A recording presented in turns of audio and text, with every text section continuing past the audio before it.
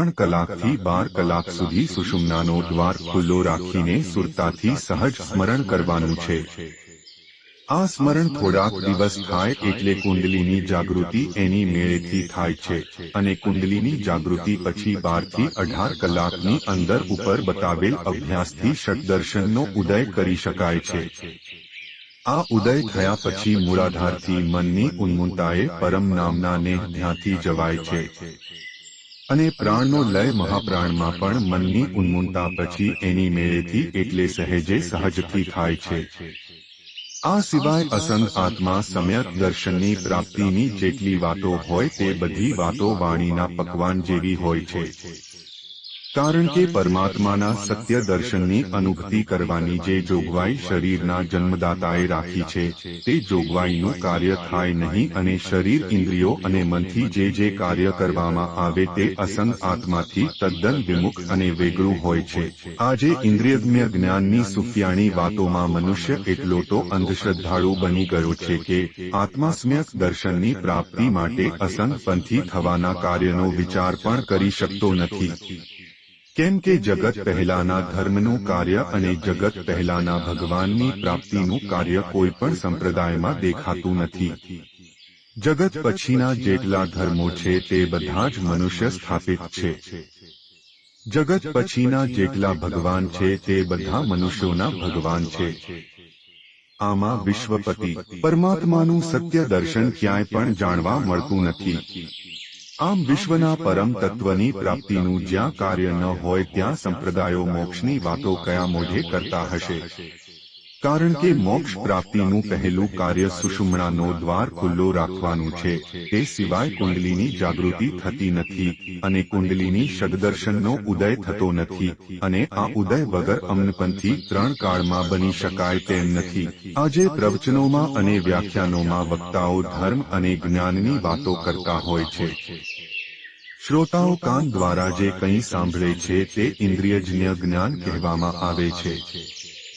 આંધળી તેમજ મૂંગી અને બહેરી વ્યક્તિઓ પોતાની ઇન્દ્રિયો દ્વારા જોઈ શકતા નથી, સાંભળી શકતા નથી અને બોલી પણ શકતા નથી। જ્યારે સતેજ ઇન્દ્રિયોવાળી વ્યક્તિઓ ઇન્દ્રિયજન્ય જ્ઞાન મેળવી શકે છે। પરંતુ આ બધું જ્ઞાન માત્ર લક્ષ દિશા સુધીનું એટલે ભાષાના બંધારણમાં બંધાતા ભાવનું છે, પણ ભાવાતીતનું નથી। આવા પરોક્ષ જ્ઞાનથી જીવને પોતાના મૂળભૂત સ્વરૂપનું ભાન થતું નથી। જે માણસ ઇન્દ્રિયજન્ય જ્ઞાનથી મોક્ષ થવાની વાતો કરે છે તે વાતો સત્યથી વેગળી છે। કારણ કે મોક્ષગામી થવામાં મનોનિગ્રહ કરી ઉન્મૂલપંથી બનવાનું છે। એક માણસ બોલવાનું જ્ઞાન જાણે છે તેમજ સાંભળવાનું જ્ઞાન જાણે છે અને જોવાનું જ્ઞાન પણ જાણે છે। આ કહ્યું તે જ્ઞાન જાણવાથી કદાચ બુદ્ધિ સતેજ બનતી હોય અને મનનો વિકાસ કદાપી થતો હોય, પણ ઇન્દ્રિયાતીત અને અમન બ્રહ્મની પ્રાપ્તિમાં આ જ્ઞાન શું કરી શકે?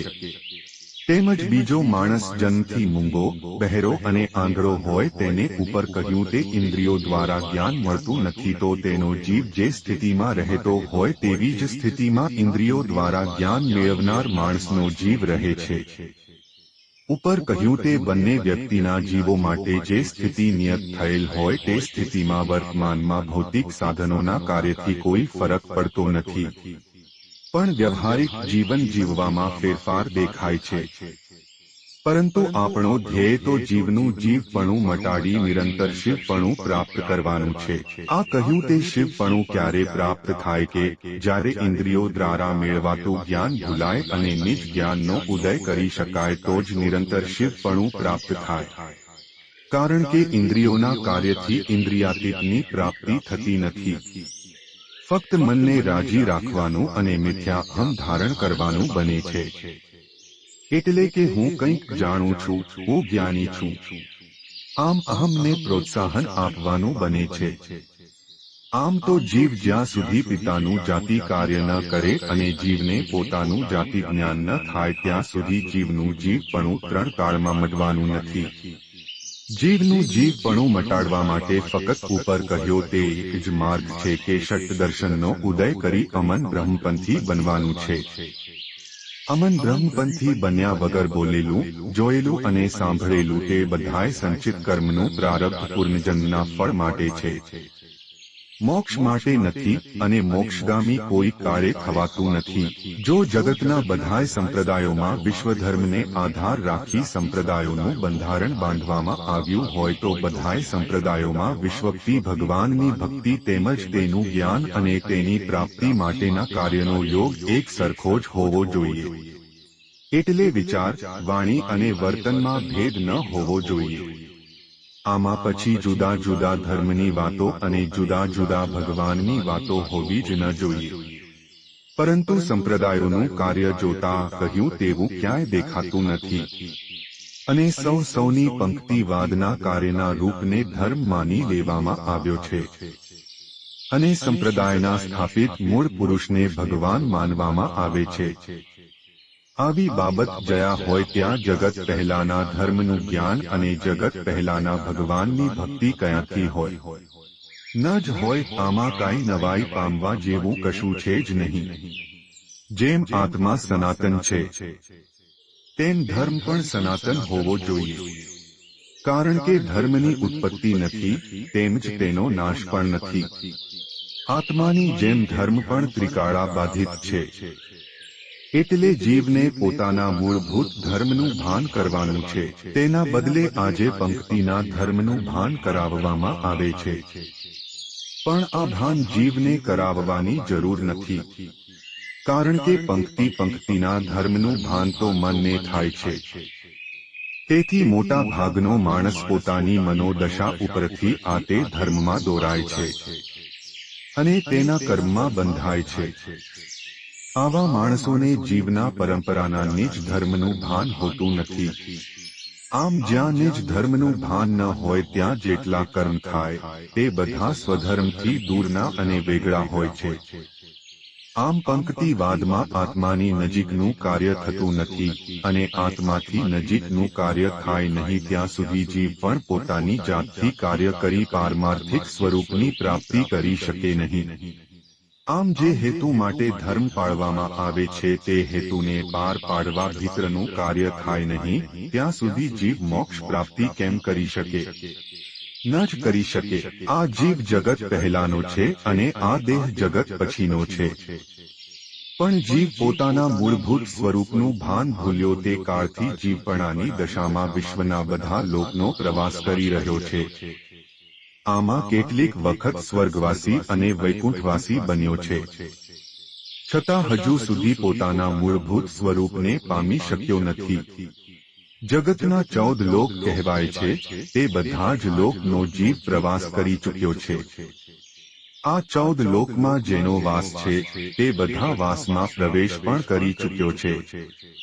આમાં દેવ, દાનવ અને માનવ આ ત્રણને જ વૈખરી વાણીનો દ્વાર ખુલ્લો છે. જ્યારે બાકીના જીવ પ્રાણીઓને વૈખરી વાણીનો દ્વાર બંધ છે. એટલે કે મનુષ્ય જેવું બોલી શકતા નથી અને ઉપર કહ્યા તે ત્રણેય બોલે છે. દેવોનું જગત સાથે સર્જન અને જગતના વિસર્જન સાથે વિસર્જન. આટલો વખત દેવો પોતાના લોકમાં પોતાનું અસ્તિત્વ ભોગવે છે. વળી તેનું દરેક કાર્ય સહજ અને સુલભ છે. આ સિવાય બીજી વાત એ પણ છે કે દેવોને કર્મનું બંધન નથી. છતાં દેવો પોતે મોક્ષનું કાર્ય કરી શકતા નથી. આમ જીવના પ્રવાસમાં જીવને અનેકવિધ કર્મનું અને અનેક પ્રકારનું જ્ઞાન પ્રાપ્ત થાય છે. છતાં પોતાના વ્યાવહારિક સ્વરૂપનું પરિવર્તન થાય તેની સાથે એ જ્ઞાન ભૂલાય છે. એટલે પોતાનું અસ્તિત્વ હોય ત્યાં સુધી જીવને આ જ્ઞાન રહેતું નથી. કારણ કે ઇન્દ્રિયો અને મન દ્વારા જે જ્ઞાન મેળવેલું હોય તે જ્ઞાન ઇન્દ્રિયો અને મનના પરિવર્તન સાથે ભૂલાય છે. પણ જો જીવને પોતાની જાતથી નિજ જ્ઞાન થયું હોય તે જ્ઞાન ભૂલાતું નથી. પણ તે જ્ઞાનથી જ જીવ પોતાના મૂળભૂત સ્વરૂપની પ્રાપ્તિ કરી શકે છે. આથી જ આ જીવ જેમ બધા લોકમાં વારંવાર પ્રવાસ કરે છે તેમ આ મૃત્યુલોકમાં પણ પ્રવાસ કરી રહ્યો છે. બીજા લોકની જેમ મૃત્યુલોકમાં પણ બધે મોક્ષ નથી. પણ એક જ જગ્યાએ મોક્ષ છે કે મનુષ્ય યોનિમાં જીવ આવે ત્યારે જો મનુષ્ય મનોનિગ્રહ કરવાનું કાર્ય કરે, તેમાં પ્રથમ સુષુમ્ણાનો દ્વાર ખુલ્લો રાખી વ્યષ્ટિમાંથી સમષ્ટિમાં જવાનું કરવું જોઈએ.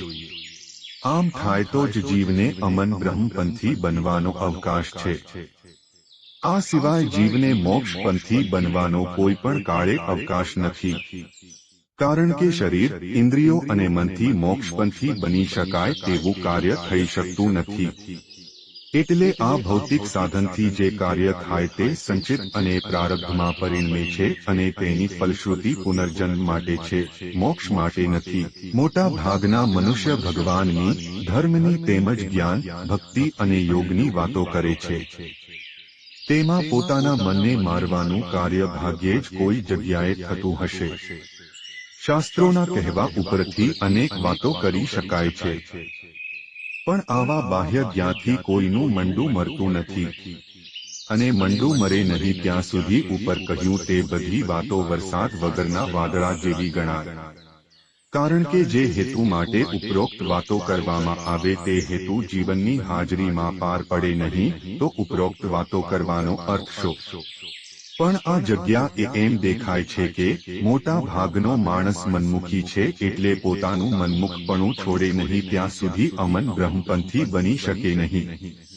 પછી દેહ, ઇન્દ્રિયો અને મનના કાર્યથી અનેકવિધ જ્ઞાન ભલે મેળવે, પણ તેઓ ઉન્મૂનપંથી બની શકે નહીં, અને ઉન્મૂનપંથી બને નહીં ત્યાં સુધી અસંગ આત્માસ્મ્યક દર્શનની પ્રાપ્તિ 3 કાળમાં થાય નહીં. માટે અનેકવિધ જ્ઞાન મેળવવાની સાથોસાથ મનોનિગ્રહનું કાર્ય કરવામાં આવે તો વ્યષ્ટિમાંથી સમષ્ટિમાં સહજે સહજથી જઈ શકાય. અને સમષ્ટિના દર્શનમાં આત્મ સાક્ષાત્કારના જે સૂચિત દર્શનો છે તેની અનુભૂતિ પણ સહજે સહજથી કરી શકાય. એટલું જ નહીં પણ નાદાનુસંધાન કરવાની ગમ પણ સહજે સહજથી પડે છે. કારણ કે ગુરુ એ પરાપારના ધ્વનિનું જે સંજ્ઞા જ્ઞાન આપ્યું છે તે જ્ઞાનની જાણથી આગમ પડે છે. આમ મનમુખી માણસ ગુરુમુખી બને નહીં ત્યાં સુધી તેઓનું પરોક્ષ જ્ઞાન ગમે તેવી ઐશ્વર્યતા અને મહત્તાવાળું હોય પણ અનુભૂતિના દર્શન વિના તે લુખું અને શુષ્ક ગણાય છે. એટલે કે ગળપણ વિનાના કંસાર જેવું ગણાય. જેમ માણસ પેટની, પરિવારની અને પૈસાની પીડા ભોગવે છે, આ પીડામાંથી શાંતિ મેળવવા માટે કેટલાય પ્રયત્નો કરે છે, તેમ જિજ્ઞાસુ એ આત્મસમ્યક થવામાં પરાપુરુષાર્થી બનવું જોઈએ. આ પરાપુરુષાર્થી ત્યારે જ બનાય છે કે જ્યારે 4 થી 12 કલાક સુષુમ્નાનો દ્વાર ખુલ્લો રાખી અજપા જાપનું કાર્ય થાય, ત્યારે જ પરાપુરુષાર્થી બની શકાય. આ પુરુષાર્થમાં શરીર, ઇન્દ્રિયો અને મન કામ ન કરી શકે, પણ સુષુમ્નાના કંદમાંથી સુરતા અને નૂરતાનું દર્શન શૂન્ય મંડળમાં સહજે સહજથી પ્રવેશ કરે ત્યારે જ અજપા જાપ જપાય તો જ મનોનિગ્રહ થઈ શકાય. આથી જ મન નિર્મળ બને છે. જ્ઞાન, જાપ જપાય અને થયો કહેવાય. અને ભક્તિ અને યોગના કાર્યમાં પ્રથમ મંડું મારવાનું છે અને મંડું મરે તો જ ઈડપીડ અને બ્રહ્માંડથી પરના પ્રદેશમાં જીવ પ્રવેશ કરી શકે. પણ જ્યાં સુધી મંડું મરે નહીં ત્યાં સુધી જીવ નિરંતર શિવમાં કેમ સમરસ થાય? ન જ થાય. એટલે કે પ્રભુપદ પ્રાપ્તની વાત કરવી તે જુદી બાબત છે અને આત્મા પરમાત્માનો સમરસ કરવો તે જુદી બાબત છે. જેમ ગામઠી ભાષામાં કહેવત છે કે વાતો એ વડા ન થાય. એક બાજુ આપણે આવું બોલીએ છીએ અને બીજી બાજુ જ્ઞાન, ભક્તિ અને યોગની ફક્ત વાતો જ કરીએ છીએ. તો આ બધું કયા મોઢે બોલાય છે? આનો કાંઈક વિચાર કરવો જોઈએ. જે મનુષ્યમાં મોટામાં મોટો અવગુણ હોય તો એ છે કે મનુષ્યનું દરેક કાર્ય મનની ઈચ્છાથી થાય છે અને આ મનમુખપણાને લઈ માણસ અમન બ્રહ્મપંથી બનવાનું કાર્ય કરી શકતો નથી. પછી શાસ્ત્રોનું જ્ઞાન પણ ગમે તેટલું મેળવવામાં આવે, પણ માણસની મનોદશા હોય ત્યાં સુધી ભીતરના ભગવાનની ભક્તિ અને પ્રાપ્તિ કેમ કરી શકે? ન જ કરી શકે. આથી જ જે મનુષ્ય જીવન મુક્ત થવાનો લાભ લેવો હોય તો મનુષ્ય પોતાનું મનમુખપણું છોડી મનથી પરના પ્રદેશમાં જવાનો પ્રયત્ન કરવો જોઈએ. અને આ પ્રયત્ન અજપા ધ્યાનના અભ્યાસ વગર થઈ શકે તેમ નથી.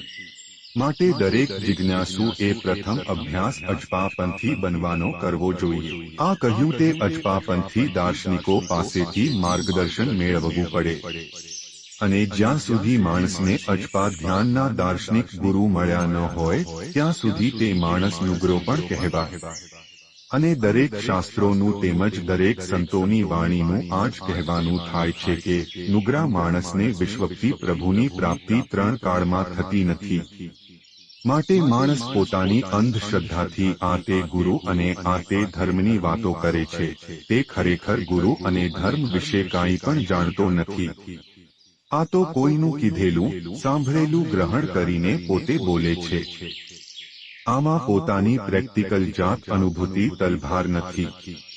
માટે દુઃખની બાબત જ આ છે કે આવા જ માણસો અંધશ્રદ્ધાની આંધી સમાજમાં ફેલાવે છે. દરેક શાસ્ત્રો ગુરુના આદેશને આધીન રહી કાર્ય કરવાનું કહે છે, ત્યારે બીજી બાજુ નુગરા માણસો પોતાના મનમુખપણાથી પોતાને ગમતું ગોઠતું કાર્ય કરવાનું બતાવે છે. તેથી આવા નુગરા માણસો પાસે ગમે તેટલા શાસ્ત્રોની આધારશિલા હોય તે વરોળ ગાયના દૂધ જેવી ગણાય. માટે જે દાર્શનિક ભીતરના ભગવાનની ભક્તિનું કાર્ય બતાવે તે જ કાર્યથી આપણું મન ઉન્મૂન બને અને સુરતાના નેહ ધ્યાનથી અસંગ આત્મા પંથી થવાય. આ સિવાયનું જે જ્ઞાન હોય તે બધું જ્ઞાન વંધ્યા નારીના પુત્રના હાલરડા ગાવા જેવું છે. આમ જીવને જેટલી વખત મનુષ્ય દેહમાં આવવાનું થાય તેટલી વખત આ કહ્યું તેવું અર્થહીન કાર્ય થાય તો ક્યાં ભવે આ જીવને પરમાત્મામાં સમરસ થવાનું બનશે. તે બુદ્ધિજીવીઓ એ વિચાર કરવાનો છે કે જે કાર્ય દેવોથી બની શકતું નથી તે કાર્ય મનુષ્ય કરી શકે છે. આવા મહાન અર્થસાધક મનુષ્યનો દેહ તેને અનર્થના કાર્યમાં ગુમાવવા જેવી મૂર્ખતા મનુષ્ય માટે બીજી કઈ કહેવાય. કારણ કે આજે દેશકાળના વાદળો મનુષ્યના માથે કાળના ચક્ર જેવા ધૂમી રહ્યા છે. આવી વિષમ પરિસ્થિતિમાંથી મનુષ્ય જાગે નહીં અને જોવે નહીં તો ભવિષ્યમાં કેવું પરિણામ ભોગવવું પડે તેનો વારંવાર ખ્યાલ અને વિચાર કરવો જોઈએ. આમ તો બંધન અને મુક્ત એ મનનું કારણ છે. પણ જો મન મરી જાય તો બંધન અને મુક્ત એવું કાંઈ રહેતું નથી. પોતે સ્વયં જ ચિદાનંદ બ્રહ્મ છે. પણ દેહ, ઇન્દ્રિયો અને મનનું કાર્ય હશે ત્યાં સુધી ચિદાનંદ બ્રહ્મની પ્રાપ્તિ કરી શકાશે નહીં. આટલા માટે જ મનોનિગ્રહ કરવાની આવશ્યકતા ઉપર વારંવાર ભાર મૂકવામાં આવે છે. પરંતુ મનમુખી માણસ મનોનિગ્રહ કરવાનું કાર્ય કરી શકતો નથી. એટલે એના જીવને ભવોભવ લક્ષ્યો અને તેના કર્મમાં બંધાવાનું રહે છે. આમાંથી કોઈ વિરલ માણસ ચેતી શકે છે. બાકી મૂઢ અને ગમાર માણસના જીવને તો ભવોભવ ગોથા ખાવાનું રહે છે. જે માણસ અધ્યયન, ચિંતન અને કથા કીર્તન કરે છે તેમાં ઘણું સમજવાનું પણ થાય છે. છતાં જો મનોનિગ્રહનું કાર્ય કરી શકે નહીં તો ઉપર કહ્યું તેમાં તેઓ શું સમજ્યા કહેવાય. પૂજાપાઠ કરતી વખતે કોઈનું મન સંકલ્પ વિકલ્પ કર્યા વિના રહેતું નથી. કારણ કે દેહ, ઇન્દ્રિયો અને મનનું કાર્ય હશે ત્યાં સુધી સંકલ્પ વિકલ્પની ગ્રથિ છૂટતી નથી. તો આ જગ્યાએ સમજવાનું એ છે કે જે કાર્યથી સંકલ્પ વિકલ્પની ગ્રંથિ છૂટે નહીં તે કાર્યથી વિચાર અને વાણીથી પરના પ્રદેશમાં જીવને જવાનું બને ખરું. ન જ બને. એટલે માનવ જન્મનો સાર્થક અધ્યયન, ચિંતન, કથા કીર્તન અને પૂજાપાઠ કરવાથી પાર પડતો નથી. જેટલું જ્ઞાન બોલવામાં અને સાંભળવામાં આવે તે બધું સામાન્ય જ્ઞાન છે. એટલે પરોક્ષ છે, વિશેષ કે અપરોક્ષ નથી. અપરોક્ષ જ્ઞાનની અનુભૂતિ ષટદર્શનના ઉદય પછી અજપા જાપથી થાય છે. અને અજપા જાપ સિવાય કોઈનું મન નિર્મળ અને શાંત થતું નથી. મનને મારવાની ઔષધિ હોય તો ફક્ત અજપા જાપ જ છે. મૂઢ સમાધિ તેમજ જડના સાધનની બીજી ક્રિયાથી મંડું મરતું નથી. અને મન મરે નહીં ત્યાં સુધી માયાથી પરના પ્રદેશમાં જીવથી જવાય તેમ નથી. માટે જિજ્ઞાસુએ પ્રથમ મનોનિગ્રહનું કાર્ય કરવાનું છે. મનોનિગ્રહ કર્યા વગર જે જ્ઞાન મેળવવાનું થાય તે લુખું અને શુષ્ક જ્ઞાન છે. આવા પરોક્ષ જ્ઞાનથી કોઈને મોક્ષ થયો નથી અને થાય પણ નહીં. જડના સાધનથી કાર્ય કરી કેવળ મોક્ષ પદ પામવાનું મનથી માની બેસવું તે સમુદ્રમાં પથ્થરની નાવ ચલાવવા જેવું છે.